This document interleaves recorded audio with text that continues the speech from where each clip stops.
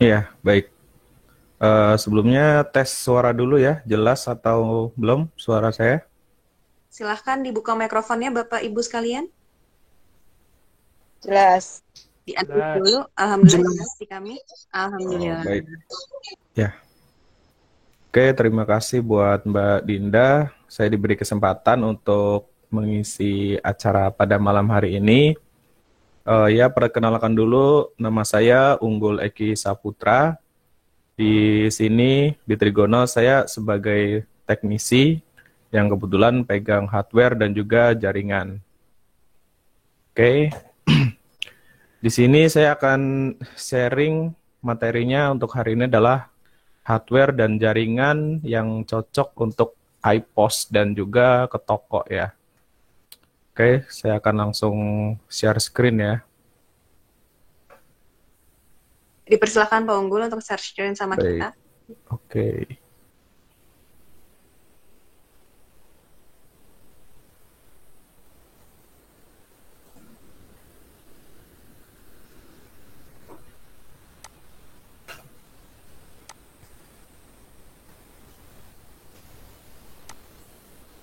Ya, untuk gambarnya jelas ya? Cukup jelas, Alhamdulillah. Bagaimana Bapak Ibu? Kalau nggak jelas nanti bisa diinfokan Oke, lagi, jelas. maksudnya biar nyaman visual matanya. Oke, Jelas, Bu. baik. Oke, baik. Kita mulai ya untuk materi hardware dan jaringan. Nah, untuk hardware di sini kita yang pertama ada komputer, kemudian yang kedua ada printer, lalu yang ketiga ada cash drawer. Ini cash drawer itu maksudnya adalah laci uang ya, laci uang yang biasa dipakai oleh kasir menyimpan uang. Kemudian yang keempat ada barcode scanner. Nah, nanti kita akan kupas satu persatu untuk hardware-nya. Kemudian untuk spesifik komputer minimal ya untuk menggunakan program iPOS. Yang pertama prosesornya minimal Intel Core i3 atau kalau misalkan mau pakai AMD bisa pakai AMD A4. Itu spek minimal yang kita rekomendasikan karena mengingat di zaman sekarang Windows itu kebanyakan udah pakai Windows 10 ya. Jadi kalau misalkan pakai prosesor yang di bawah ini, kemungkinan akan berat ketika menjalankan Windows-nya. Jadi istilahnya kurang nyaman dipakainya. Kemudian untuk RAM-nya di sini minimal 4 GB. Ya balik lagi karena kebutuhan dari OS yang semakin berat. Jadi untuk RAM minimal di sini 4 GB. Kemudian untuk hard disk minimal adalah 160 GB. Dan jika kalian mau pakai SSD minimal 120 GB. Nah, di sini kita menyarankan untuk penyimpanan itu menggunakan menggunakan SSD ya. Untuk hard disk di sini kurang recommended karena berdasarkan pengalaman kita kalau untuk penggunaan hard disk itu kurang optimal, apalagi sekarang kebutuhan sistem juga makin berat. Jadi untuk minimal untuk Windows itu disarankan menggunakan SSD. Kemudian untuk operating system di sini minimal Windows 7, Windows 8 atau Windows 10. Nah, disarankannya di sini adalah pakai Windows 10 karena yang sudah lebih stabil dan minim bug gitu. Kalau di Windows 7 ataupun Windows 8 biasanya masih banyak beberapa bug dan sudah tidak disupport lagi oleh Microsoft-nya, jadi kita sarankan pakai Windows 10 saja. Kemudian untuk Net Framework, nah ini biasanya untuk Windows sebelum Windows 10 ya, terutama di Windows 7 dan Windows 8, itu biasanya Net Framework-nya belum terinstall. Nah, untuk itu, pada program iPOS, dia memerlukan Net Framework minimal versi 4.0. Kemudian untuk program ke toko, dia minimal Net Framework-nya versi 4.7.1. Kalau misalkan ini belum terinstall, otomatis programnya tidak bisa berjalan dengan sempurna. Nah, kemudian yang kedua ada printer. Nah, untuk printer di sini ada beberapa jenis. Yang pertama ada printer kasir, kemudian yang kedua ada printer faktur, yang ketiga ada printer barcode. Nah, untuk printer kasir di sini juga terbagi lagi menjadi beberapa jenis lagi. Yang pertama ada printer kasir thermal. Nah, printer kasir thermal ini adalah printer yang memanfaatkan panas untuk menghasilkan tulisan atau gambar di atas kertas.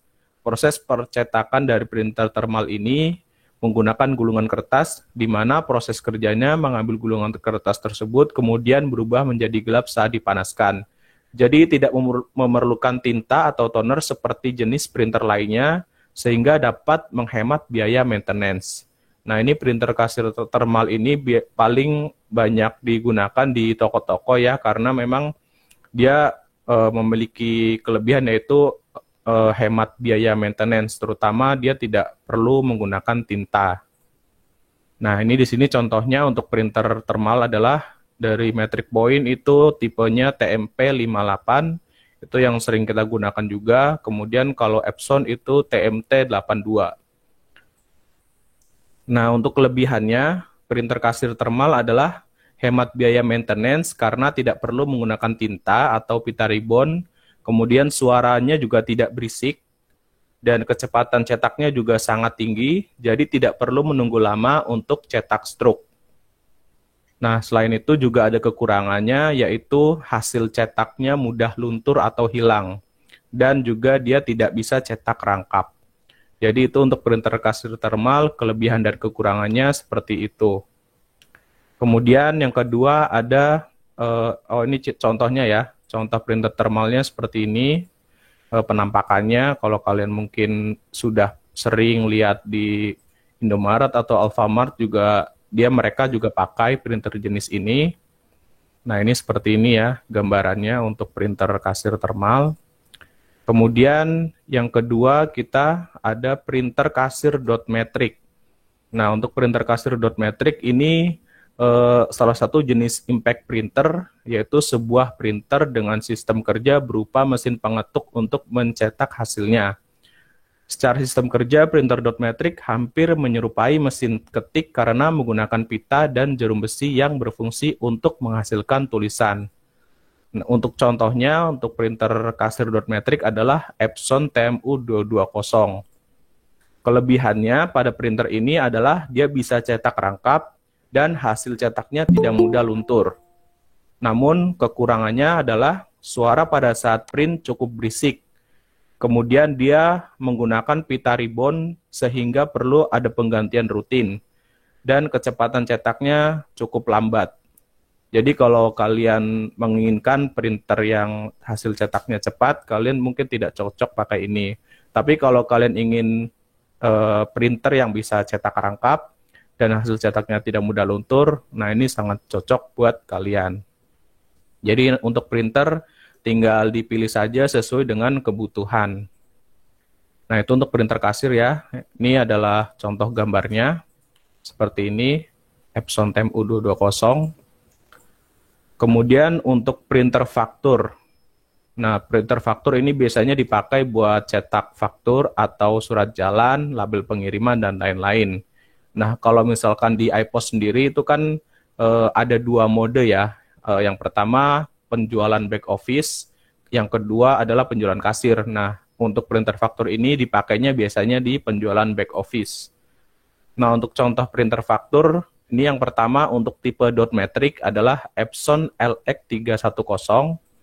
Kemudian untuk printer inkjet itu contohnya Epson L120. Jadi untuk cetak faktur ini bisa pakai printer biasa ya, jadi nggak harus printer khusus. Misalkan kalian punya printer kayak contohnya Epson L120 atau Epson L110, intinya printer yang biasa untuk cetak A4 atau HVS itu bisa digunakan untuk cetak faktur. Nah, ini adalah contohnya Epson LX310 seperti ini penampakannya. Dia tipenya dot matrix ya, jadi mirip seperti TMU 220. Nah, ini untuk Epson L120. Ini adalah printer yang biasa kita jumpai di kantor-kantor, di sekolahan, maupun di percetakan. Kemudian ada printer barcode. Nah, printer barcode ini biasanya dipakai untuk cetak barcode. Nah, untuk cetak barcode ini sebenarnya bisa dilakukan langsung dari aplikasi iPOS-nya atau juga dari aplikasi Bartender. Untuk contoh printer barcode di sini adalah tipe Argok OS 214. Nah, untuk gambarnya kurang lebih seperti ini, gambar printer barcode. Oh ya, untuk printer barcode ini sebenarnya ada dua jenis ya, sama seperti printer kasir tadi. Jadi ada yang jenisnya thermal, ada juga yang jenisnya menggunakan ribbon. Nah, untuk printer barcode kalau misalkan dipakainya buat cetak harga, kami sarankan untuk pakai printer barcode yang tipenya menggunakan ribbon. Karena kalau pakai yang tipe thermal, biasanya mudah luntur hasilnya. Kemudian kita lanjut ke bahas jaringan. Nah, untuk jaringan di sini ada beberapa tipe. Yang pertama adalah LAN, yaitu Local Area Network. Kemudian yang kedua ada VPN, yaitu Virtual Private Network. Kemudian yang ketiga ada VPS. Nah, untuk ketiga jaringan ini adalah jaringan yang sebenarnya umum digunakan, tapi kita sudah coba dipakai pada program iPOS ini bisa bekerja. Nah, terutama untuk VPN dan VPS itu punya kelebihan, yaitu dia bisa diakses dari beda lokasi, tidak seperti LAN. Karena kalau LAN itu kan biasanya yang bisa akses hanya lokal saja, jadi hanya istilahnya hanya orang yang berada di satu jaringan itu saja yang bisa akses. Oke, kita bahas dulu yang pertama adalah LAN, yaitu Local Area Network adalah jaringan komputer yang hanya mencakup wilayah lokal saja. Artinya jaringan ini hanya dapat digunakan oleh pengguna di area LAN. Untuk LAN ini ada dua jenis yang biasa digunakan, yaitu menggunakan kabel dan menggunakan Wi-Fi. Nah, untuk topologinya kurang lebih seperti ini. Jadi di sini ada di tengah-tengah ini ada switch hub-nya, kemudian ada server dan ada beberapa klien lainnya. Jadi meskipun kalian nanti koneksinya menggunakan Wi-Fi, kalau kalian terhubung di satu jaringan Wi-Fi yang sama, itu bisa dianggap sebagai LAN juga. Karena masih berada di dalam satu cakupan jaringan dan bisa saling terkoneksi satu sama lain. Nah, ini untuk LAN. Kemudian, ini kita bahas dulu LAN yang menggunakan kabel. Kelebihannya untuk LAN menggunakan kabel, yang pertama adalah koneksinya lebih stabil. Ya, untuk menggunakan kabel, dia koneksinya akan jauh lebih stabil karena tidak ada hambatan sinyal ataupun jarak ya, karena dia terkoneksi langsung menggunakan kabel. Kemudian yang kedua, tidak perlu koneksi internet. Nah, jadi kalau misalkan kalian pakai program iPOS tapi belum ada internet, itu tetap bisa terhubung database-nya asalkan yaitu tadi menggunakan kabel koneksinya. Nah, untuk kekurangannya di sini yang pertama membutuhkan biaya lebih. Kemudian yang kedua, instalasinya cukup sulit, apalagi jika bangunannya lebih dari satu lantai. Yang ketiga, membuat ruangan terlihat berantakan jika instalasinya tidak benar. Nah, itu kurang lebih untuk kelebihan dan kekurangan dari LAN menggunakan kabel. Kemudian, untuk LAN yang menggunakan Wi-Fi, di sini kelebihannya yang pertama, biayanya lebih murah, kemudian instalasinya lebih simpel, dan tidak membuat ruangan berantakan karena kabel yang bertebaran. Kemudian untuk kekurangannya, koneksi kurang stabil. Nah, kenapa? Karena untuk Wi-Fi ini dia memang tergantung dari sinyalnya. Jadi semakin kecil sinyal kalian di Wi-Fi-nya, otomatis koneksinya juga kurang stabil.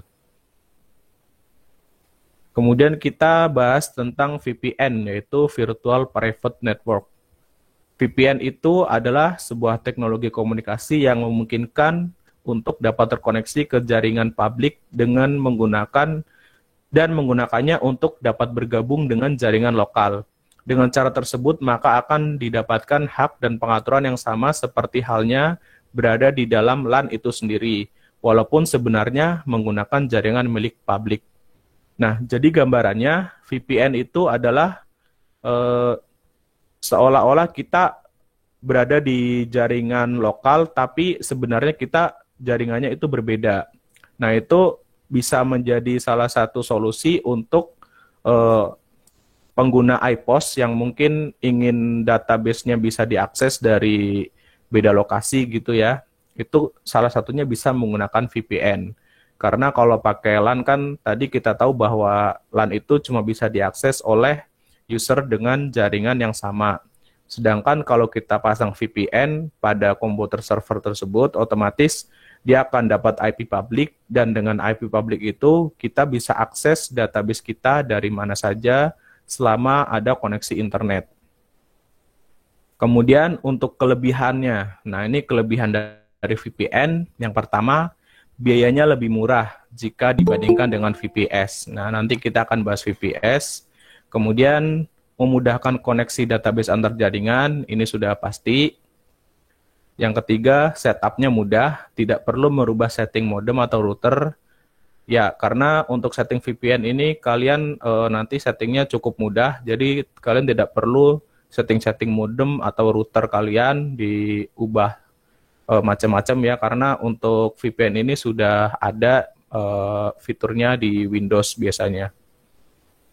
Kemudian untuk kekurangannya, nah kekurangan VPN ini yang pertama sangat bergantung pada koneksi internet. Jika koneksi internet dari klien kurang stabil ataupun bermasalah, otomatis koneksi database ke server terputus. Kemudian yang kedua, pada beberapa kasus, VPN tidak mengizinkan untuk sharing file, folder, atau printer ke komputer server yang dipasang VPN. Nah, jadi bagi kalian kalau misalkan mau pasang VPN, kemudian di server kalian biasa untuk sharing printer atau sharing folder, itu biasanya nanti tidak akan bisa berjalan fitur sharingnya. Jadi pastikan komputer servernya tidak dipakai untuk sharing file ataupun printer ke komputer yang lainnya. Tapi kalau untuk sharing iPOS ini masih tetap bisa berjalan, hanya saja yang tidak bisa itu adalah sharing file, folder, ataupun printer secara lokal. Nah ini karena kita sudah pernah coba dan itu memang tidak bisa. Nah, yang ketiga harus memiliki komputer server khusus. Nah, untuk komputer servernya ini sebaiknya jangan digabung dengan penggunaan pribadi. Jadi, kalian harus menyiapkan satu komputer yang memang dikhususkan untuk server supaya lebih stabil dan juga tidak terganggu dengan penggunaan pribadi. Yang keempat, jika ingin akses database dari komputer klien, komputer server harus on dan terhubung dengan internet. Nah, untuk kecepatan internet di sini disarankan menggunakan kecepatan minimal 50 Mbps. Kenapa kita sarankan kecepatan minimalnya segini? Karena dari beberapa kasus klien yang kita temui, untuk kecepatan di bawah 50 itu sering bermasalah di koneksinya. Jadi kita sarankan minimalnya di 50 Mbps. Kemudian, jika koneksi internet di komputer server bermasalah atau down, maka database program tidak bisa diakses dari klien. Nah, ini juga tadi yang menyebabkan di poin nomor 4, ini kita minimal kecepatan internetnya adalah 50, karena kalau misalkan internetnya sampai down, otomatis database programnya tidak bisa diakses dari kliennya. Jadi kalau misalkan mau pakai VPN, harus benar-benar siap, baik dari segi servernya maupun jaringannya. Kemudian yang keenam, jika komputer server bermasalah, rusak, error, atau kena virus, maka koneksi dari klien ke server juga akan terganggu. Nah ini juga penting karena kalau misalkan sampai komputer servernya rusak atau error, otomatis juga akan mengganggu koneksinya dari klien ke server. Bahkan bisa jadi merusak database yang ada di server tersebut, yang akhirnya datanya rusak, kemudian tidak bisa dikembalikan lagi.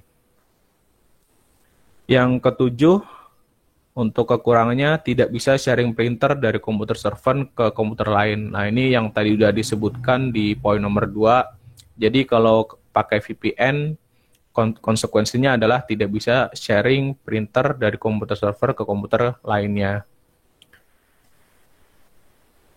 Kemudian kita bahas VPS. VPS ini adalah Virtual Private Server ya. Nah, VPS ini adalah sebuah tipe server yang menggunakan teknologi virtualisasi untuk membagi hardware server fisik menjadi beberapa server virtual yang dihosting di infrastruktur fisik yang sama. Di zaman dahulu, sistem administrator secara tradisional hanya memiliki satu server fisik dan hanya digunakan untuk satu tujuan saja. Sementara virtualisasi menawarkan kemudahan untuk menghost beberapa server pada satu server fisik. Setiap server dapat memiliki tujuan mereka sendiri dan sistem operasi yang berbeda satu sama lain. Nah, jadi intinya untuk VPS ini adalah sebuah jasa layanan sewa server, di mana dari satu server yang mereka miliki itu bisa dibagi-bagi menjadi beberapa server virtual, sehingga kita bisa untuk sewa server ke mereka dengan biaya yang lebih murah daripada kita harus menyediakan server dengan spek yang sama. Nah, untuk kelebihannya VPS, yang pertama bisa diakses database dari manapun secara real time selama 24 jam. Nah, ini kenapa bisa diakses secara real time selama 24 jam? Karena VPS ini dia online secara terus-menerus selama 24 jam non-stop. Karena di VPS ini biasanya dia sudah dikhususkan ya dari pihak penyedianya, dia servernya khusus untuk bisa online secara 24 jam. Kemudian yang kedua, tidak perlu punya komputer server khusus. Nah, ini kadang juga yang kita jadi biayanya lebih besar karena kita harus punya komputer server khusus yang speknya cukup tinggi ya kalau untuk bisa diakses dari beda jaringan. Termasuk juga tadi untuk masalah internet dan listriknya juga harus diperhatikan. Karena dengan kita sewa server seperti ini, otomatis biayanya jadi lebih hemat. Yang ketiga, tidak perlu memikirkan biaya listrik dan maintenance servernya. Nah, ini juga untuk biaya listrik dan maintenance server itu dilakukan oleh pihak penyedia jasa VPS. Jadi kita tidak perlu memikirkan biaya listriknya, kemudian maintenance-nya, kemudian kalau ada rusak itu kita harus gimana, karena itu sudah dijamin oleh pihak penyedia jasanya. Kemudian datanya juga lebih terjamin keamanannya, itu udah pasti. Yang kelima, koneksi di server VPS lebih stabil dibanding menggunakan server sendiri yang menggunakan VPN. Nah, ini juga kita sudah buktikan sendiri ya, untuk penggunaan VPS itu lebih stabil karena memang pertama dia servernya memang khusus, speknya spek khusus server, dan jaringannya juga tidak tanggung-tanggung ya. Saya pernah tes itu untuk VPS di servernya, kecepatannya itu lebih dari 500 Mbps. Nah, sedangkan kalau kita mau langganan internet dengan kecepatan segitu mungkin akan mahal sekali biayanya. Kemudian setelah kita bahas kelebihan, kita akan bahas juga kekurangannya. Nah, untuk VPS ini juga ada beberapa kekurangan, yaitu yang pertama, sangat bergantung pada koneksi internet. Nah, ini maksudnya internet yang dimaksud adalah internet dari klien ke server ya. Jadi kan kalaupun kita sudah sewa server, ketika kita mau akses database-nya, kita di klien juga harus ada koneksi internet. Nah, kalau di internet di kliennya itu kurang stabil atau ada masalah, otomatis koneksi database dari klien ke server juga akan terputus. Yang kedua, biaya berlangganan cukup mahal. Nah, ini cukup mahal itu jika dibandingkan dengan VPN. Kalau misalkan kita bandingkan dengan VPN, memang ini agak sedikit lebih mahal, tapi kalau misalkan kita bandingkan dengan kita harus punya server sendiri, langganan internet, dan biaya listriknya otomatis jauh lebih murah pakai VPS. Oke, sekian dulu untuk materi dari saya. Semoga bermanfaat bagi kita semua. Kurang lebih seperti itu untuk dari saya. Untuk selanjutnya saya kembalikan ke Mbak Dinda. Baik, terima kasih Pak Unggul untuk tadi materi pengetahuan buat kita semua. Saya buka sesi pertanyaan kalau ada yang mau bertanya. Misalkan sudah ada calon-calon kliennya mulai bertanya, atau misalkan ini seperti apa sih? Seperti itu. Baik, silakan Bapak Ibu kalau ada yang mau ditanyakan. Silakan boleh open mic-nya, dan open kameranya.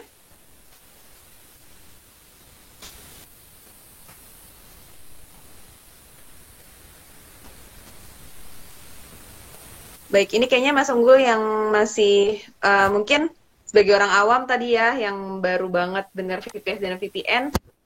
Ini biasa dipakai dalam kasus apa sih, Mas? Dalam kondisi seperti apa? Biasanya seperti apa untuk VPS dan VPN-nya sendiri? Untuk Oh VPN iya. seperti apa? VPN seperti apa? Biar lebih ada bayangan ya sepertinya. Ya, oke. Untuk VPN itu biasanya dipakai untuk orang yang ingin database iPOS-nya bisa diakses dari beda lokasi, tapi untuk servernya tetap pakai server dia sendiri. Nah, contohnya misalkan kita di sini punya di kantor ya, di kantor punya server di mana di situ ada eh, database iPOS. Nah, ketika nanti ada mungkin bos atau owner kita di luar kota gitu, itu tetap bisa akses database iPOS-nya melalui online. Nah, itu untuk VPN, jadi servernya tetap ada di kita yang pegang, kita yang punya, tapi kita harus sewa VPN itu supaya database kita bisa diakses dari jaringan yang berbeda. Gitu. Kalau untuk VPS itu eh, servernya khusus. Jadi servernya itu kita sewa ke penyedia jasanya, mulai dari spek komputer, Windows-nya itu sudah disediakan dari sana.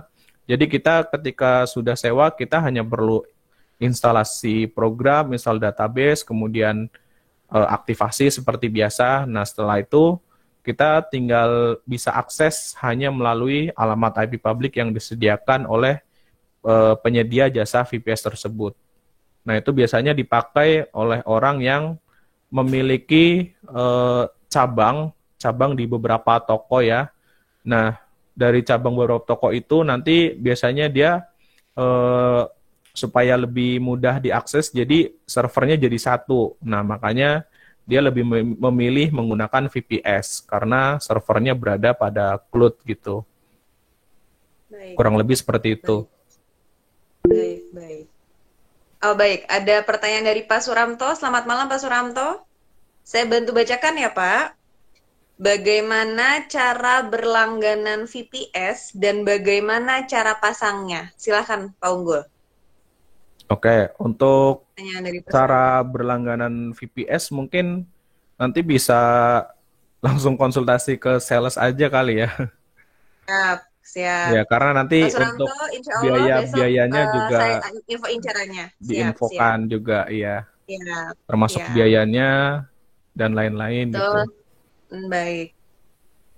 Mungkin boleh diinfokan Mas, kalau VPS dan VPN ini berarti bisa kita ambil kesimpulan jika VPS ini kan sistemnya real time ya, 24 jam. Iya, betul. Kalau VPN ini dia komputer servernya atau komputer induknya itu harus tetap nyala. Kalau mati Iya, ya udah nggak akan bisa akses lagi. betul. Iya. Seperti itu. Bagaimana Pak Suramto? Sudah cukup menjawab pertanyaan Bapak? Silahkan jika ada yang mau bertanya, ada yang mau diskusi, kami buka sesinya.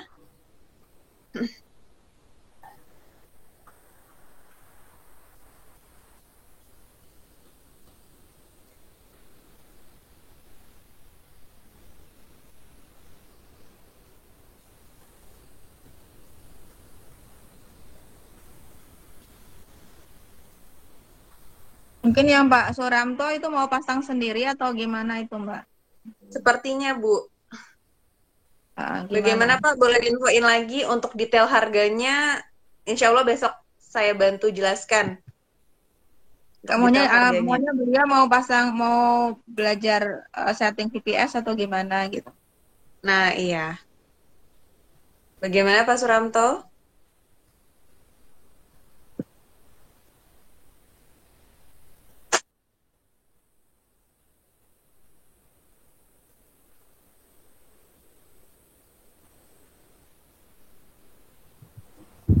Selamat malam. Selamat malam Bapak dengan Pak Brian, betul ya? Iya betul, saya Brian. Silakan Bapak untuk pertanyaannya Bapak.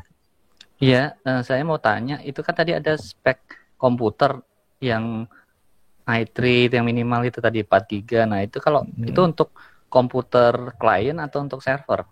Atau Oh ya. untuk server itu seperti apa ya spesifikasinya, minimumnya? Oke, baik. Jadi untuk spesifikasi yang dimaksud tadi adalah untuk server ya. Server sekaligus komputer yang dipakai buat kasir juga. Jadi kan ada juga orang yang jadi dia cuma punya satu komputer dan itu dipakai buat server plus kasir juga. Jadi satu komputer untuk digunakan berbagai macam aktivitas. Itu untuk minimalnya. Tapi kalau misalkan sudah punya server kemudian mau nambah kasir, kasir aja, ya itu tidak harus minimal segitu. Jadi itu untuk contohnya kalau misalkan dia servernya sekaligus dipakai buat kasir. Seperti itu, Pak. Bagaimana Pak Brian? Sudah cukup jelas pertanyaannya? Silahkan kalau misalkan masih mau diinfokan lagi, silahkan. Kalau misalkan komputer server itu nanti akan pakai VPN. Iya. Nah, itu minimum requirement-nya apakah sama dengan yang jadi satu? Oke. Tadi yang cuman satu komputer itu untuk semuanya.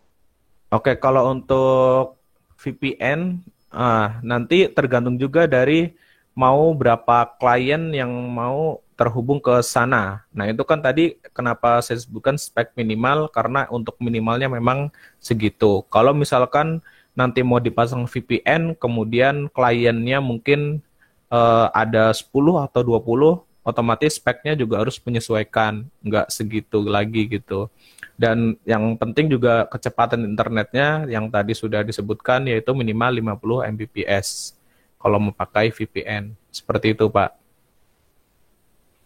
Oke, cukup jelas. Terus kalau misalkan kita kliennya itu pakai handphone gitu, Android gitu, bisa nggak ya? Ya, untuk iPOS 5 itu bisa. Tapi kalau untuk iPOS 4 memang tidak ada aplikasi Android-nya, jadi hanya berlaku di iPOS 5 kalau untuk klien menggunakan Android. Dan itu tidak masalah. Oh, iPOS 5 semua versi ya? Iya, semua versi standar, Pro maupun Ultimate bisa. Oke. Siap, terima kasih. Iya, baik Pak, sama-sama. Baik Pak Unggul, tadi saya di komen Bapak Suramto udah infokan untuk trigonal yang pasang. Oh Jadi ya. untuk mungkin teknis singkatnya, silahkan.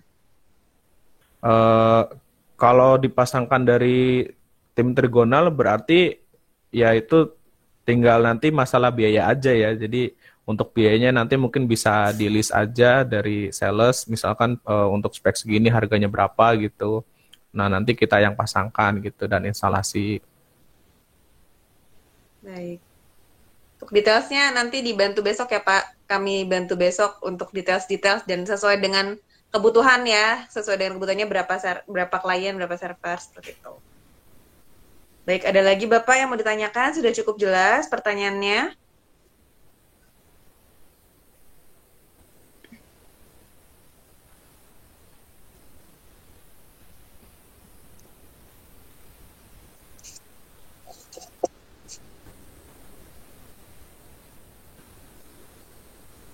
Baik, sudah cukup jelas Pak Suramto?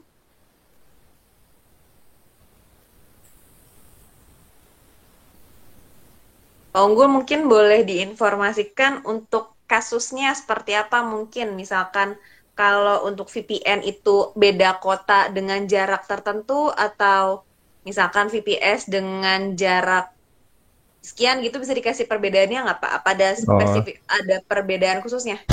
Oh Silakan. iya, Kalau untuk jarak ini nggak berpengaruh ya. Jadi mau sejauh apapun jarak itu bisa pakai. Yang penting adalah kecepatan internetnya yang menentukan stabil atau tidaknya. Karena zaman sekarang kan zaman era digital di mana jarak itu bukan menjadi halangan asalkan kita punya internet yang jauh bisa menjadi dekat gitu. Kurang lebih seperti itu. Jadi kuncinya adalah di koneksi internetnya. Nah, itu kadang yang jadi kendala kalau misalkan masih di pelosok gitu ya, yang mungkin internetnya belum bagus gitu, mungkin akan sedikit terkendala gitu ya kalau mau pasang seperti itu, pasang VPN ataupun VPS. Karena internetnya juga belum ada internet kabel biasanya, paling hanya mengandalkan internet seluler pakai ya entah itu Telkomsel atau Indosat dan lain sebagainya gitu. Jika menggunakan internet seluler sama yang maksudnya yang dalam skala lebih besar itu pengaruhnya cukup besar ya Pak ya? Iya, pengaruh karena ya itu tadi untuk internet yang menggunakan seluler itu kan cenderung nggak stabil ya, naik turun sinyalnya dan juga kadang kenceng, kadang pelan gitu. Itu kurang recommended sih kalau dari pengalaman saya ya. Kurang recommended. Jadi minimal pakai internet kabel ya semacam IndiHome, First Media gitu. Baik. Gimana Bapak-bapak, tim partner reseller Trigonal sudah cukup jelas atau misalkan ada lagi yang mau ditanyakan? Dipersilakan. Saya Untuk boleh misalkan nanya lagi? Silakan Pak Brian. Saya kayaknya banyak nanya nih. Nggak apa-apa, kami persilakan. Silakan Iya, Pak. itu tadi kecepatan internetnya kan minimal 50 Mbps ya. Betul. Nah, itu upload apa download ya? Apa dua-duanya mesti 50?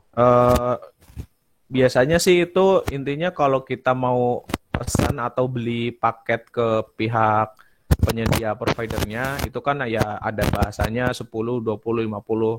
Ya kita pilihnya yang 50 gitu. Kalaupun nanti dapatnya uploadnya nggak segitu dan downloadnya nggak segitu ya nggak masalah. Karena pengaruh juga kalau kita pakai paketnya yang lebih tinggi otomatis dapat download dan uploadnya juga pasti lebih tinggi gitu.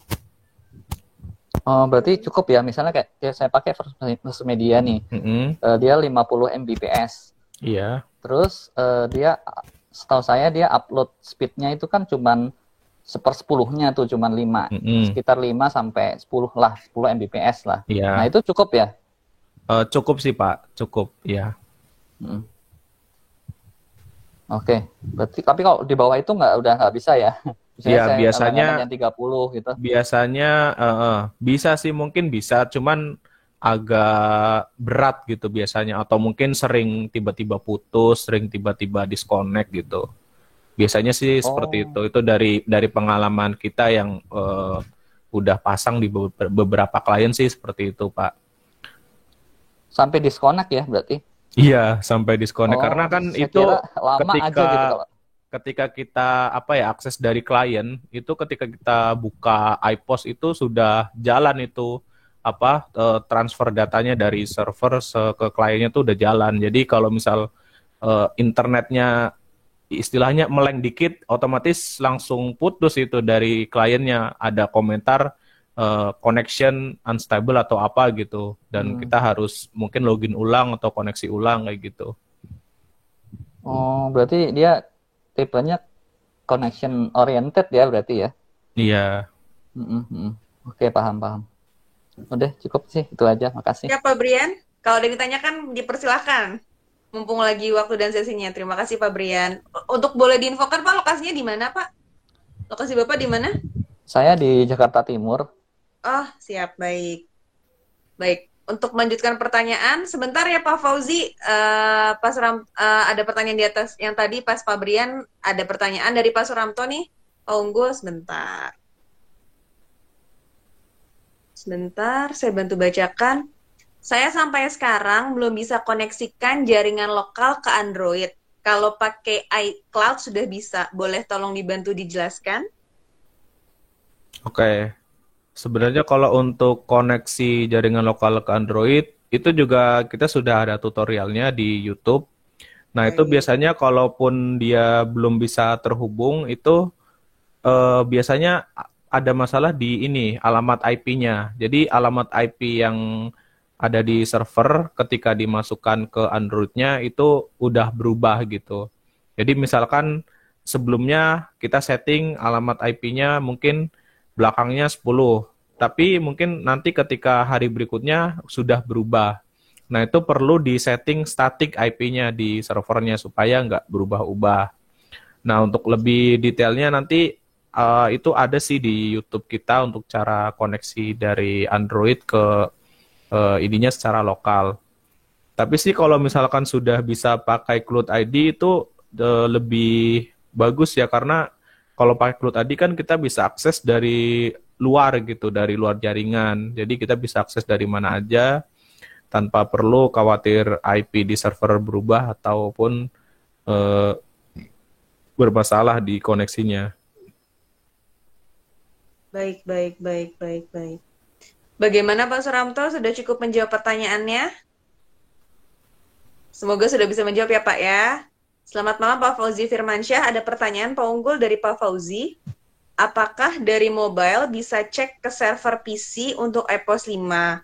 Jika bisa, mekanismenya seperti apa? Nah, itu tadi. Jadi seperti yang sudah disampaikan di Pak Suramto, bahwa di iPOS 5 itu bisa diakses pakai Cloud ID. Nah, jadi kalau misalkan kepengen akses iPOS 5 pakai handphone dan bisa dari lokasi yang berbeda-beda, itu bisa memanfaatkan Cloud ID yang ada di iPOS 5. Oke, baik. Bagaimana Pak Fauzi? Sudah cukup menjawab pertanyaannya? Baik, jika masih ada pertanyaan kami persilahkan. Baik, ini ada pendapat dari Pak Didin Kurnia, saya bacakan. Menurut pengalaman saya juga, kalau koneksi pakai data seluler tergantung speed dari providernya juga. Jika yang bertugas di lapangan, seperti misalkan sales yang memakai handphone Android, keluhannya lemot. Mungkin menurut Pak Didin Kurnia di jaringan selulernya, bagaimana Pak Unggul kira-kira? Ya, betul. Memang ya itu tadi yang sudah saya sampaikan juga, kalau misalkan kita pakai koneksi seluler, itu memang cenderung tidak stabil.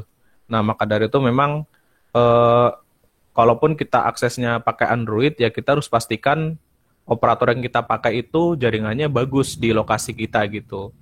Jangan sampai kita pakainya koneksinya mungkin pakai Android kemudian pakai data seluler, tapi koneksi yang kita pakai itu jaringannya kurang bagus di lokasi. Jadi ya otomatis akan menghambat sales-sales yang mungkin bertugas di lapangan. Baik.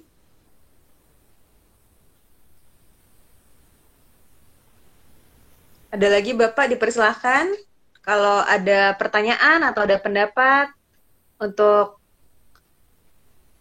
materi tentang jaringan dan hardware, karena memang kalau kita boleh infokan bahwa berkaitan erat ya, karena cukup banyak case yang berbeda-beda. Sebenarnya intinya sama ya Pak Unggul ya.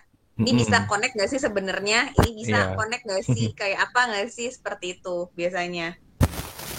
Jadi biasanya calon klien sih datanya di toko A, di kota A, nanti pengen dikonek ke kota B. Biasanya yang ada beberapa kasus ya, Pak Unggul di kantor yang kita Iya, tangani betul. juga seperti itu. Ada Ya, lagi makanya Bapak, ada silakan. VPN dan VPS ya karena permintaannya seperti itu. Baik, Pak Fauzi Firmansyah cukup jelas, berarti tambahan langganan cloud ya Mbak? Untuk pertanyaan dari mobile check ke server PC. Oh ya, untuk Cloud ID sendiri itu sebenarnya kalau di iPOS itu untuk user itu dapat free selama 1 tahun. Jadi mengikuti masa support dari lisensi yang dia gunakan. Nah, untuk ceknya nanti bisa dicek aja di program iPOS-nya, di menu pengaturan informasi di situ ada masa supportnya sampai kapan. Nah, kalau misalkan masa supportnya sampai masih lama, itu nanti bisa ajukan free Cloud ID sesuai dengan periode habisnya masa support itu, dan itu free. Untuk caranya nanti bisa chat ke sales atau via email. via email nanti dikirim data-datanya. Nah, nanti untuk data-datanya bisa diinfokan via chat WA. Baik. Untuk free cloud ID ini memang kadang banyak yang klien kita kadang agak ini buat apa sih Mbak? Buat apa sih Mbak? Gitu. Sebenarnya sih itu untuk pendukung jaringan ya. Itu Ya, Pak Unggul kira-kira. ya itu fitur supaya pengguna itu bisa akses iPOS 5-nya secara mobile menggunakan Android. Nah, makanya ada Cloud ID itu. Baik. Mm-mm. Ada lagi Pak Fauzi atau Bapak partner reseller, dipersilakan kalau ada yang mau memberikan tanggapan. Baik. Saya bacakan ya dari Mbak Din Kurnia. Untuk software pendukung iPOS 5 seperti Microsoft Framework standarnya versi berapa? Kadang tidak semua klien atau konsumen PC-nya ada Microsoft Framework. Oke, ya ini tadi sudah disebutkan ya bahwa untuk Net Framework minimalnya untuk untuk program iPOS itu di versi 4.0. Kemudian kalau mau pakai program ke toko yang desktop itu minimal 4.7.1. Oh ya, karena telat. Ya seperti Yap. itu Pak. Jadi untuk Net Framework di minimalnya untuk iPOS 5 itu di versi 4. Tapi kalau mau pakai ke toko, program ke toko yang desktop itu minimalnya 4.7.1.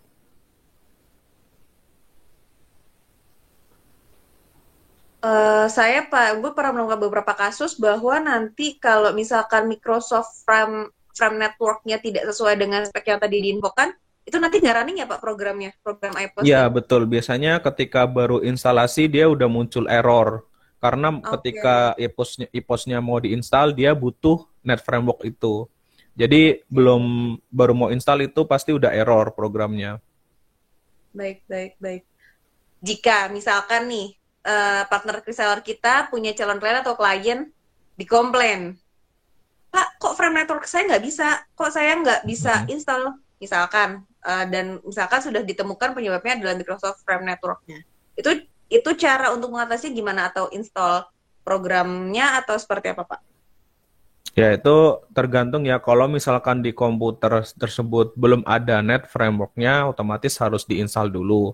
Tapi kalau ternyata sudah ada dan tetap error ataupun tidak bisa diinstal, itu ada kemungkinan lain. Jadi mungkin ada dari Windows-nya atau mungkin eh, Windows-nya itu pernah kena virus yang mungkin ada beberapa file di Windows-nya tuh hilang secara tidak kita ketahui ya.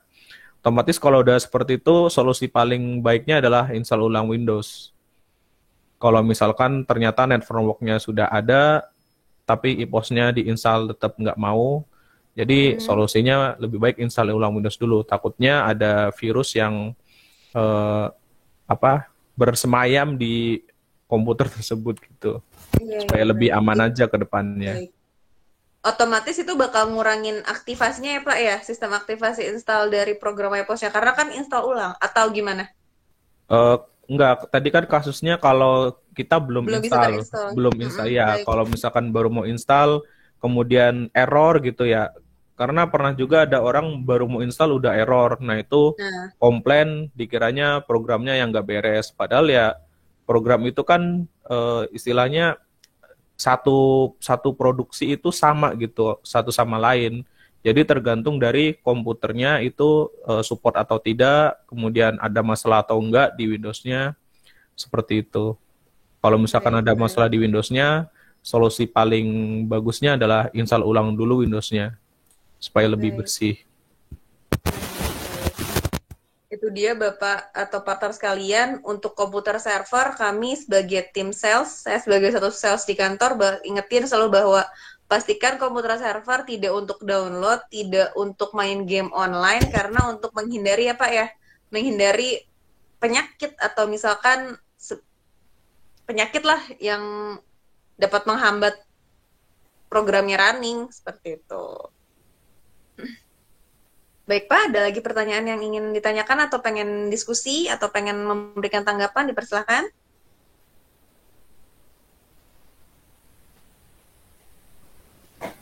Baik, belum ada pertanyaannya.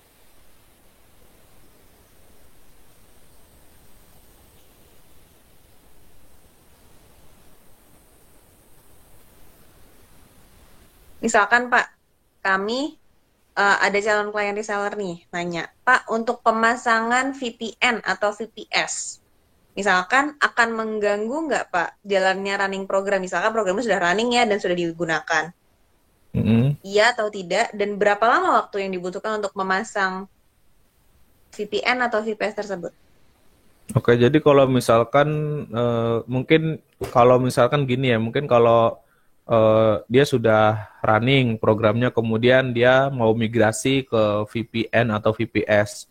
Nah, itu kan otomatis perlu ada setting dari tim teknisi. Otomatis itu mungkin akan sedikit menghambat pekerjaan klien, baik itu yang mungkin lagi kasir atau lagi jualan, itu otomatis pasti akan terhambat. Ya mungkin untuk waktunya sih kurang lebih sekitar 1 jam ya untuk setting-setting itu, kurang lebih 1 jam itu maksimal. Kalau misalkan internetnya stabil, cepat, kita mungkin paling 15 menit sudah selesai. Tapi kalau misalkan internetnya lambat, kemudian kita remote-nya juga putus-putus, ya bisa sampai sejam sih maksimal.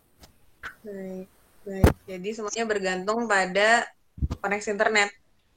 Iya. Baik, Bapak, ada lagi yang ditanyakan? Dipersilahkan. Baik, malam Pak Riki, selamat malam. Silahkan pertanyaannya, Bapak. Ini ada kasus. Mungkin kalau saya sih mungkin ilmunya nggak sampai ke sana. Jadi kasusnya gini, instalasinya itu ditempatkan di lokal disk C. Ya, kemudian kasusnya adalah Windows-nya error dan itu perlu diinstal ulang.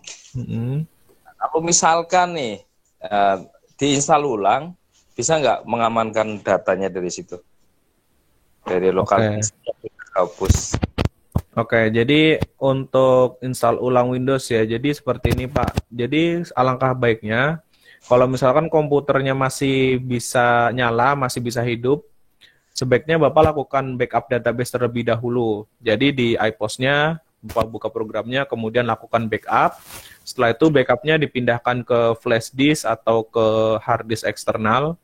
Nah, setelah itu Bapak bisa boleh install ulang Windows-nya. Yang terpenting di sini adalah database iPOS-nya, karena itu yang paling penting. Jadi untuk programnya nanti bisa diinstal kembali dan lisensinya juga pasti akan hilang dan harus diaktifasi kembali. Tapi yang paling penting adalah backup datanya. Jadi sebelum install ulang Windows, sebaiknya di backup dulu datanya, diamankan di flash disk atau di hard disk yang lain gitu Pak, lebih aman. Iya, memang sebenarnya ini masih ini ya belum backup, jadi ceritanya ya mungkin orangnya jarang proaktif gitu. Kan harus bagaimana itu awalnya nggak proaktif dengan itu dan terjadi seperti itu. Saya juga paham kalau masalah itu. Nah, ini yang sudah terjadi adalah Windows-nya memang sudah rusak. Windows-nya itu sekali nggak bisa diamankan gitu dan harus diinstal ulang Windows-nya. Nah, sedangkan database-nya itu tersimpan di lokal disk C. Nah, kalau bagi saya sih kayaknya aduh ini nggak mungkin gitu, nggak mungkin bisa diselamatin. Barangkali teman-teman yang punya cara untuk mengembalikan database ada nggak gitu. Oke, baik Pak. Nah, itu juga sering juga ditanyakan oleh klien kita ya. Jadi kalau misalkan Windows-nya udah nggak bisa diakses, udah nggak bisa dibuka, itu caranya Bapak copot hard disk yang terpasang di komputer itu, karena udah nggak bisa dipakai, Bapak copot kemudian pasang di komputer lain yang masih bisa hidup. Nah, setelah itu Bapak buka hard disk yang tadi udah dipasang, kemudian Bapak cari yang sekiranya itu dipasangnya, kalau misalkan di local disk C, otomatis di situ isi filenya biasanya ada program file, kemudian Windows, user, dan sebagainya. Nah, di situ Bapak cari folder yang namanya folder IPG SQL. Atau kalau tergantung IPOS-nya ya, kalau di IPOS 4 itu nama foldernya IPG SQL, tapi kalau di IPOS 5 itu ada di program files 86, kemudian di folder inspirasi bis, kemudian ada lagi, kemudian di dalamnya lagi di folder server system. Nah, itu Bapak amankan semua isi dari folder server system yang ada di program files 86-nya. Nah, itu Bapak bisa pindah ke hard disk yang masih normal. Kemudian nanti dari situ, kalau misalkan database-nya istilahnya nggak korup ya, karena biasanya kalau Windows-nya rusak atau korup, otomatis biasanya database-nya juga ikut korup. Tapi kalaupun masih beruntung ketika Bapak sudah mengamankan folder ini, kemudian Bapak pindah ke hard disk yang masih normal, setelah itu langkahnya nanti Bapak install ulang program database IPOS-nya, kemudian nanti install ulangnya itu diarahkan ke folder server system yang tadi Bapak amankan. Nah, supaya programnya itu terdata di komputer itu gitu. Jadi nanti otomatis ketika database-nya running, dia akan membaca folder dari folder yang sudah Bapak amankan tadi. Nah, kalau misalkan setelah sudah dilakukan cara tadi dan ternyata database-nya tetap tidak terbaca, berarti memang sudah korup juga di file tersebut. Jadi di folder itu juga sudah rusak isi-isinya gitu, Pak. Oke, siap. Oke. Makasih, Pak Unggul. Ya, baik, Pak. Sudah cukup jelas, Pak Riki, untuk penjelasannya? Baik, siap. Saya bacakan ya, Pak Unggul, untuk Pak Didin Kurnia. Pertanyaannya, untuk error yang disebabkan karena salah perhitungan satuan, apa memang harus kirim database ke tim support atau apa bisa kita perbaiki sendiri? Baik. Oke, salah perhitungan satuan ya. Satuan. Kalau itu sih lebih baiknya dikirim aja ke support karena biar diceknya lebih detail lagi, karena takutnya nggak cuman masalah ini doang gitu. Jadi lebih baik ya dicek dulu karena kita juga nggak tahu salahnya di mana gitu. Oke, baik. Baik. Bagaimana Pak Didin, sudah cukup menjawab pertanyaannya?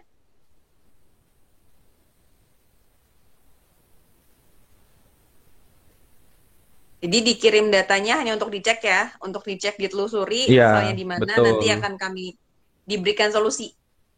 Iya, betul. Baik. Bagaimana Pak Riki, Pak Didin, ada lagi pertanyaan atau tim partner yang lain dipersilakan kalau ada yang mau diskusi. Masih kami buka sesinya.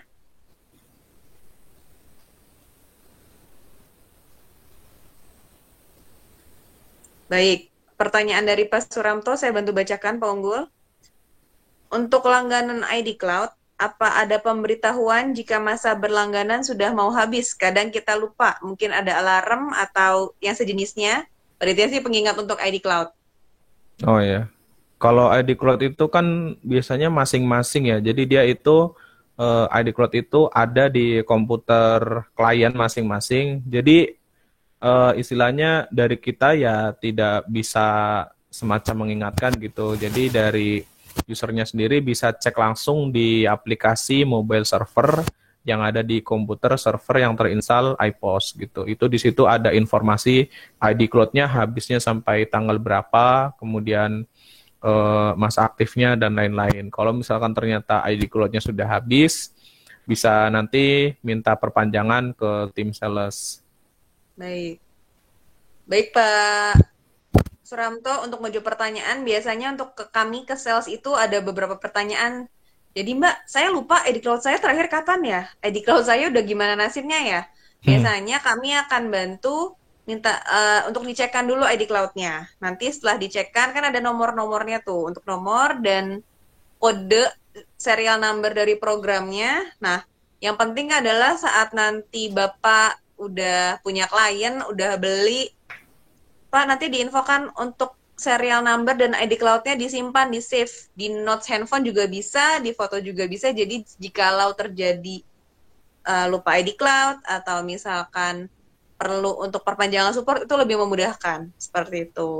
Jadi nggak perlu cek-cek lagi nanti misalkan kayak kasus-kasus yang udah di kantor, udah lagi running programnya, tiba-tiba ID cloud-nya bermasalah atau lisensinya bermasalah, itu nanti khawatirnya sih menghambat. Jadi nanti bisa kami bantu cekkan sih Pak untuk di sales. Seperti itu Pak Suramto. Ada lagi Pak pertanyaan terkait ID cloud dan jaringan? Dipersilahkan. Atau tim partner yang lain dipersilahkan.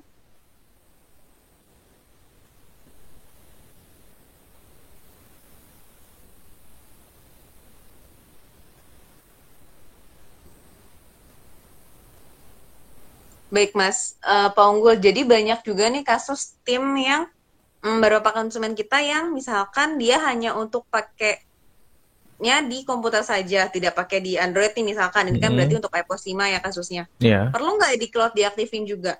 Misalkan nih dia pakainya di laptop-laptop aja atau di PC-PC aja dan paling PC-nya server 1, kliennya 2 atau 3 kan masih dalam maksimum device ya. Itu kira-kira penting nggak kita edukasi atau kita invite ke customer bahwa ini kita ada ID cloud loh, seperti itu. Ya itu tergantung dari ini ya. Kalau misalkan memang tidak butuh untuk akses dari Android, ya tidak masalah, nggak dipakai di cloud-nya. Tapi ya kalaupun nggak dipakai juga nggak masalah gitu, nggak mempengaruhi ke programnya. Karena itu memang fitur dari programnya di mana bisa ada layanan untuk akses dari Android. Tapi kalau nggak dipakai juga tidak masalah dan tidak mengganggu programnya. Baik. Jadi untuk ID Cloud hanya untuk karena memang beberapa klien juga ada beberapa kasus ID Cloud-nya pas dia sampai lupa punya ID Cloud seperti itu. Ya memang usernya sih memang penggunaannya memang dia ada cukup di PC aja. Baik, sudah juga siapa Suramto? Siap. Yang lainnya Mas, silakan jika ada pertanyaan atau ada yang ingin didiskusikan. Terkait program juga nggak apa-apa sebenarnya. Pak Unggul cukup handal di bidang ini pokoknya.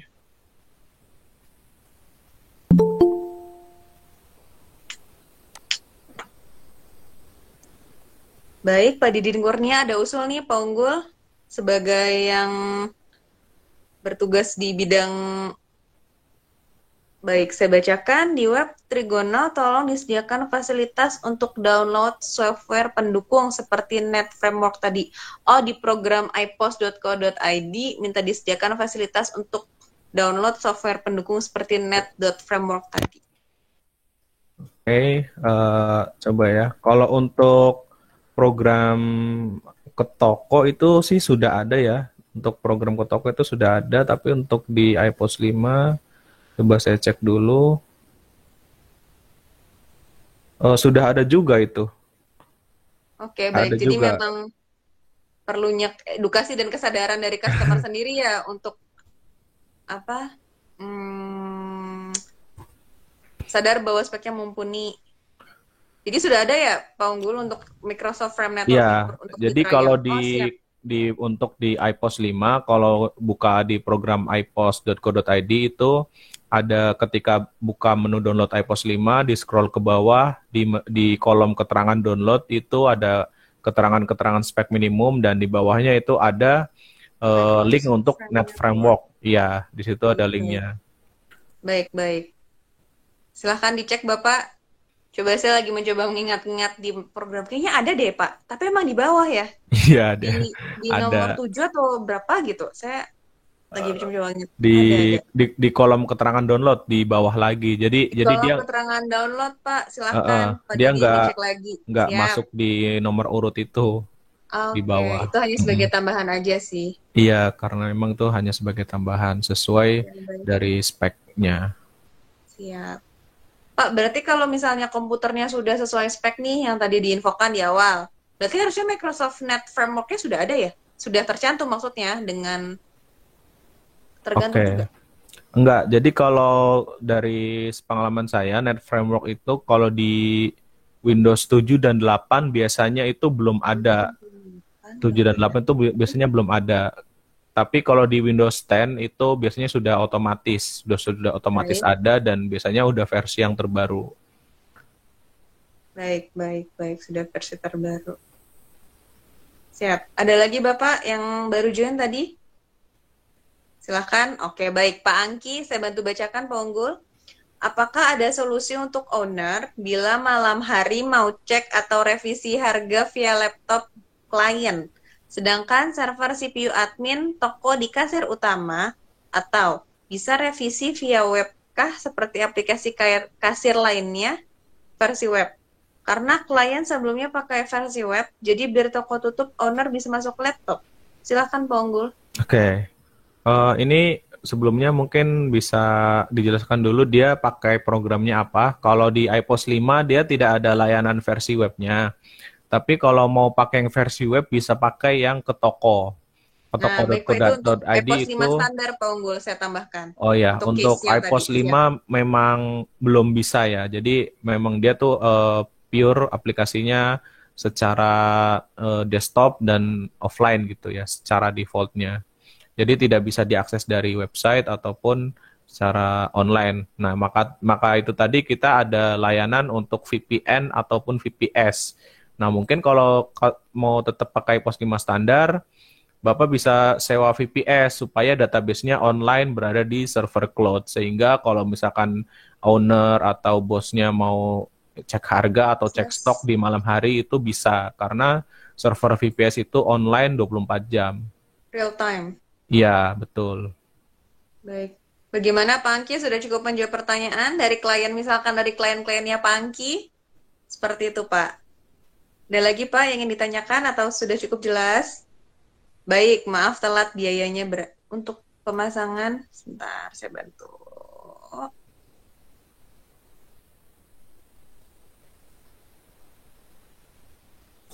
Untuk biaya... Oh, berarti untuk VPS ya Pak? Betul Pak Angki? Boleh diinfokan lagi untuk biayanya, berarti untuk biaya VPS ya Pak? Oh baik, untuk VPS biayanya. Mas, boleh dikasih penjelasan nggak kenapa ada beberapa teman reseller yang juga bertanya nih ke sales. Misalkan ini untuk sharing aja. Mbak, kenapa sih biaya VPS mahal daripada biaya VPN misalkan? Oke, kalau itu sebenarnya kalau untuk harga itu kan yang menentukan dari pihak penyedianya ya. Jadi istilahnya kita nggak ngambil untung dari situ gitu, karena kita juga hanya sebagai perantara kepada penyedia server tersebut. Nah, kalau menurut saya mungkin pertimbangannya kenapa harganya terlihat mahal karena yang pertama mereka pasti harus menyediakan server ya, servernya khusus dan itu nggak murah juga biayanya. Kalaupun kita beli juga mungkin ya nggak sebanding dengan kita kalau hanya langganan gitu. Kemudian di sana juga maintenance-nya juga terjamin. Jadi di sana tim supportnya itu 24 jam gitu istilahnya. Jadi ketika mungkin nanti ada masalah di servernya, otomatis langsung ditangani oleh mereka, sehingga kita sebagai klien itu mungkin tidak merasa ada mungkin internet down atau apa gitu, karena itu sudah dijamin dari sananya kualitasnya gitu, kualitasnya tuh sudah benar-benar bagus gitu. Kemudian juga untuk digunakan di sana juga berbeda dengan yang biasa kita pakai. Nah, itu tadi yang seperti yang sudah saya sampaikan tadi, saya pernah cek untuk internet yang dipakai di sana itu di atas 500 Mbps gitu. Jadi, kalaupun kita mau bikin server sendiri dengan kecepatan segitu juga pasti biaya langganan internetnya mahal juga gitu. Bahkan lebih mahal daripada kita sewa server pakai VPS itu. Baik, jadi sebenarnya ada harga, ada kualitas ya Pak, boleh saya simpulkan? Betul, dan tergantung budget juga, seperti itu. Baik, jadi Pak Angki memberikan tanggapan bahwa jadi perbandingan kalau dia pakai lainnya per bulan web, pakai lainnya per bulan web 50 sampai 100.000. Kalau versi VPN kalau nggak salah cukup mahal. Karena owner keberatan secara analisa bisnis. Oh baik, mungkin bisa saya bantu rumuskan. Kalau salah boleh dibenarkan ya Pak Angki. mungkin untuk beberapa owner toko yang masih merintis, masih memulai itu merasa, kenapa kau sewa VPN mahal ya? Atau misalkan sewa VPS kok mahal ya? Mungkin pertanyaannya lebih ke kebutuhan dan budget ya Pak ya? Bisa seperti apa Pak Unggul? Ya, jadi nah itu tadi kalau misalkan merasa kok mahal atau apa, bisa pakai yang aplikasi ke toko. Nah, aplikasi ke toko kan itu Baik. juga cukup terjangkau ya, per bulannya hanya 40.000 dan itu bisa online, bisa pakai web dan bisa diakses dari mana saja juga gitu. Itu udah banyak pilihan sih gitu kan. Kalau misalkan tetap mau pakai iPost, kalau iPost kan memang dia enaknya programnya itu secara desktop ya. Jadi istilahnya kalau itu nggak harus wajib ada internet, tapi kalaupun mau di online kan juga bisa. Sedangkan kalau di yang ke toko itu memang wajib ada internet gitu. Baik, baik. Sudah jelas Pak Angki untuk pertanyaannya. Oh baik, ada Pak Roman Abdullah. Datangnya telat, mohon maaf telat gabung. Bisa jelaskan secara singkat saja VPS dan VPN. Secara singkat saja Pak Unggul. Oke, ya. Jadi singkatnya untuk VPN ini biasanya adalah digunakan kita itu seolah-olah membuat server lokal kita menjadi server online. Seolah-olah ya. Jadi kita punya server lokal, server komputer biasa, tapi ketika kita pasang VPN, itu dia bisa berperan seolah-olah seperti server yang bisa diakses dari mana saja gitu. Otomatis database iPost-nya itu bisa diakses dari jaringan yang berbeda. Bisa dari luar kota, luar pulau, luar provinsi, selama ada koneksi internet. Nah, untuk koneksinya itu nanti menggunakan IP public yang disediakan oleh penyedia VPN-nya. Kemudian kalau untuk VPS itu kita sewa server, benar-benar kita sewa secara virtual ya. Jadi kita ke penyedia jasa sewa VPS-nya itu kita bayar langganan. Misalnya kita mau spek yang apa, itu semakin tinggi speknya akan semakin mahal. Nah itu juga nanti fungsinya sama, yaitu melayani klien-klien yang lain yang istilahnya beda lokasi atau beda jaringan. Sehingga bisa istilahnya program iPost 5 ini yang tadinya mungkin nggak bisa online, jadi bisa online gitu. Baik, jadi sebagai perantara untuk mempermudah jika diperlukan. Catatannya betul ya Pak? Ya. Kembali ke kebutuhan klien juga. Betul. Baik, siap. Pak Angki, baik, thanks infonya. Pak Arif, ada pertanyaan dari Pak Arif. Pak Unggul, saya bantu bacakan. Kemarin kami ada yang mau beli versi dongle dan menawar untuk penambahan klien. Rencana kliennya sampai 7, tapi jika hitungannya mahal malah belum jadi beli. Pertanyaannya, apakah penambahan klien bisa lebih murah? Oh, kalau itu mungkin tim sales saya yang bisa jawab. Kalau Baik, saya Pak, besok, tidak ada wewenang. Baik, silakan hubungi sales pada jam kerja, harga. Pak. Silakan nanti kita diskusi baiknya seperti apa. Ada lagi Pak Arif yang mau ditanyakan? Oke, baik. Pak Brian Prisma Krisnanda, saya bantu bacakan. Oke. Software iPost ini hanya berjalan di Windows ya? Bisakah berjalan juga di Mac? Oh ya, untuk iPost ini memang dia kalau untuk OS-nya itu memang hanya bisa di Windows, jadi Mac belum bisa. Linux juga nggak bisa. Tapi kalau misalkan pakainya yang ke toko, itu di Mac bisa, di Windows bisa. Tapi secara ini ya, secara pakai website ya, jadi pakai browser. Misalkan pakai Mac, ya berarti aksesnya pakai browser gitu.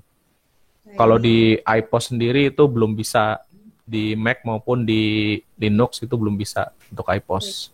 Oke. Menarik nih Pak pertanyaannya. Untuk berarti kita bisa generalisasikan bahwa iPost itu kan hanya untuk web, untuk Windows ya. Ya, tapi untuk ke toko itu dipakai di Mac atau di Windows itu mempengaruhi performanya tidak? Enggak. Performa kecepatan. Enggak, kalau iya, kalau untuk ke toko dia mengandalkannya itu kecepatan internet biasanya. Karena ya itu tadi dia programnya online, diakses dari browser, dari web, itu yang penting kecepatan internetnya gitu. Oke, baik. Bapak-bapak tim partner, jadi kalau misalkan saya boleh kasih saran, misalkan ada klien mau tanya, kalau ada klien yang misalkan merasa pakai banyak server mahal, bisa pakai ke toko Pak, tapi dengan notes bahwa sinyalnya harus bagus. Ya, betul. Baik, ada pertanyaan Pak Firdaus. Assalamualaikum. Waalaikumsalam warahmatullahi wabarakatuh. Perkenalkan saya Firdaus, maaf baru bergabung, izin bertanya. Dibandingkan antara VPN dengan IP public, lebih ekonomis mana? IP public pakai Astinet yang 5 Mbps. Terima kasih sebelumnya. Silakan Pak Unggul. Oke, kalau IP public itu biasanya malah lebih mahal ya dari VPN. Kalau dari segi harga ya itu lebih mahal pakai IP public. Tapi kalau dari segi kestabilannya itu lebih stabil pakai Astinet itu sih. Baik. Karena harganya juga lebih mahal gitu. Iya.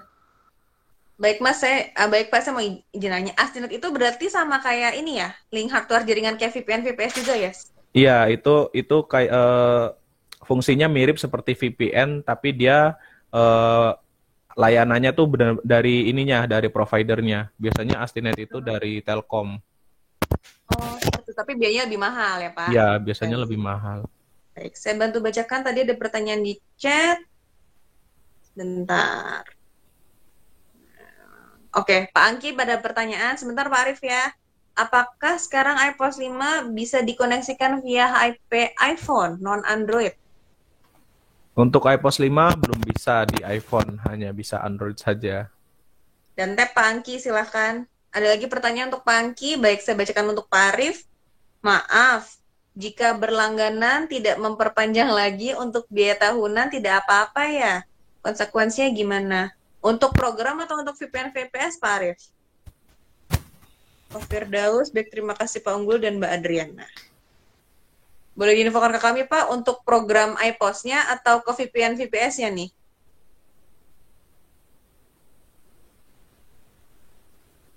Biar nggak rancu kami jawabnya. Oh, baik. Program dan VPN-nya. Silahkan Pak Unggul. Oke, kalau untuk biaya tahunan mungkin yang dimaksud kalau di iPOS 5 itu perpanjangan support ya.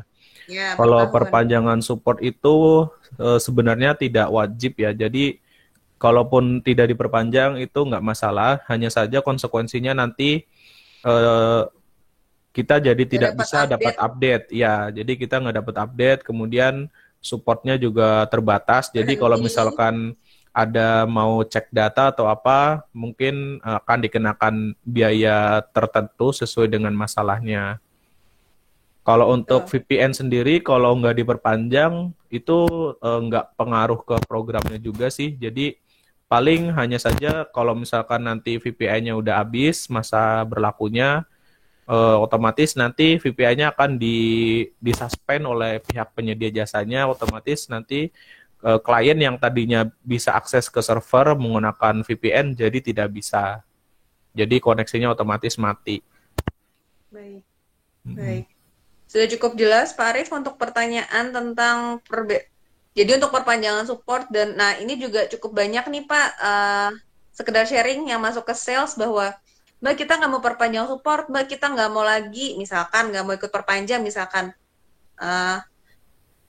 biasanya nanti ada kemungkinan muncul komodo trial ya Pak untuk program iPOS-nya.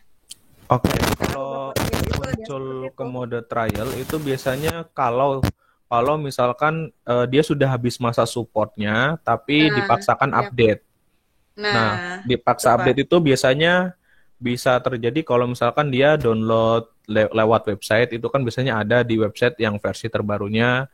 Misalkan dia sudah habis maksimal versinya adalah di versi 14 tapi dia update ke versi 16. Nah, otomatis nanti lisensinya tidak terbaca yang akhirnya ada keterangan program dalam mode trial gitu. Batas itunya sudah habis kayak gitu. Baik, berarti boleh saya bantu ulang lagi untuk kita semua biar nggak bingung. Jadi kalau misalkan perpanjang support untuk customer atau calon customernya misalkan Mbak kita nggak mau dulu, oke. Namun tidak akan dapat update-update terbaru karena dan untuk perpanjangan support berlaku hanya di program iPOS 5 ya Pak. Untuk iPOS 4 itu tidak berlaku karena sudah final edition.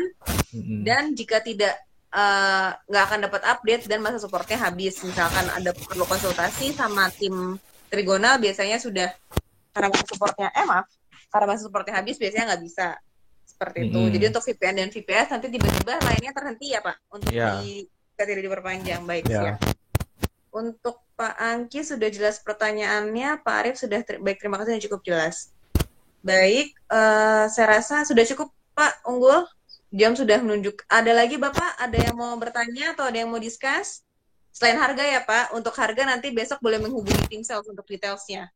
Biar kami bisa infokan lebih detail, nggak miss. Baik, ada pertanyaan dari Pak Brian, saya bantu bacakan. Perbedaan antara iPOS dan ke toko hanya desktop base dan web base ya? Ataukah ada perbedaan lain? Silakan Pak Unggul. Oke, untuk perbedaannya itu sebenarnya itu sudah dibahas di video ya. Kita ada video YouTube yang membahas tentang perbedaan iPOS dengan program ke toko. Namun kalau misalkan di sini saya bisa sampaikan ada beberapa apa ya istilahnya poin yang mungkin poin utama kenapa perbedaannya adalah di sini.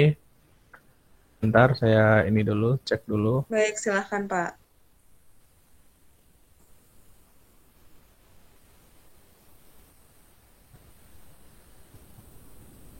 Oke, untuk perbedaan mendasarnya untuk dari iPOS dan program ke toko itu yang pertama, yang paling terasa itu adalah di sistem HPP-nya. Di mana di program iPOS itu sistem HPP-nya adalah Vivo, namun di program ke toko dia sistem HPP-nya average. Nah itu otomatis nanti akan berbeda perhitungan laporan laba ruginya antara iPOS 5 dan ke toko. Kemudian perbedaan lainnya adalah di sistem lisensi. Kalau di iPOS itu kan lisensinya dia menggunakan serial number ataupun USB dongle. Nah di mana itu ada batasan-batasannya, misalnya maksimal berapa klien, maksimal berapa device. Sedangkan di program ke toko itu dia tidak ada batasan device, tidak ada batasan berapa klien, tapi dia sistemnya berlangganan bulanan gitu. Baik, Pak Brian bagaimana? Sudah cukup jelas? Siap, terima kasih. Saya kayaknya baru lihat deh nama Pak Brian. Nanti boleh diinfoin, kami ada beberapa video sebelumnya yang menjelaskan details tentang perbedaan program tersebut. Baik, Bapak tim partner, ada lagi yang mau ditanyakan untuk hardware dan jaringan, pendukung juga, dan cukup esensial sih nanti untuk runningnya ke calon customer atau ke customernya, karena memang bisa kami sampaikan memang di lapangan cukup bermacam-macam kondisinya, seperti itu. Silakan Bapak, ada lagi yang ingin ditanyakan?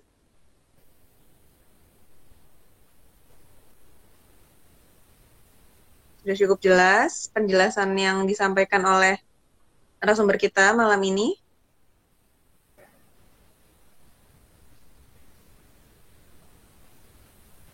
Baik, saya rasa waktu sudah menunjukkan pukul jam 9.16.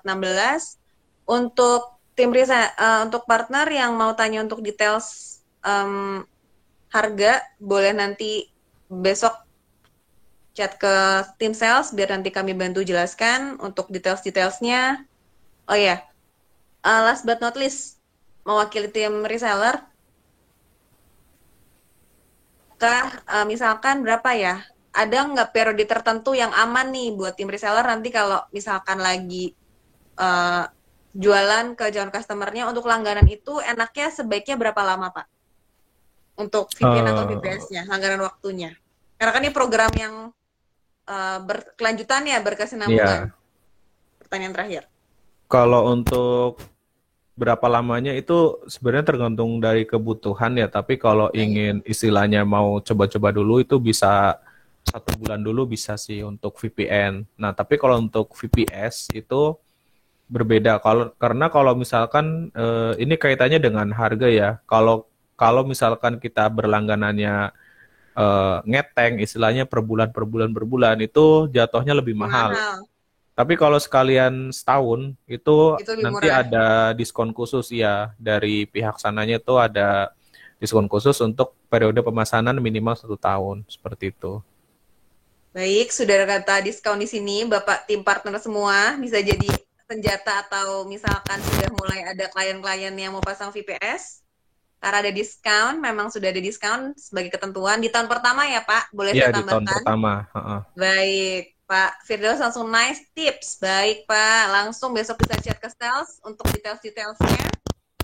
Jadi untuk VPS sih kami suka sarankan untuk setahun aja, Pak. Jadi lebih memang harganya kan sudah mahal, jadi biar lebih optimal ya Pak Unggul dan Ya, biar nggak nanggung aja nanti tiba-tiba lagi akses terus betul. tiba-tiba in case gitu mati gitu VPS-nya.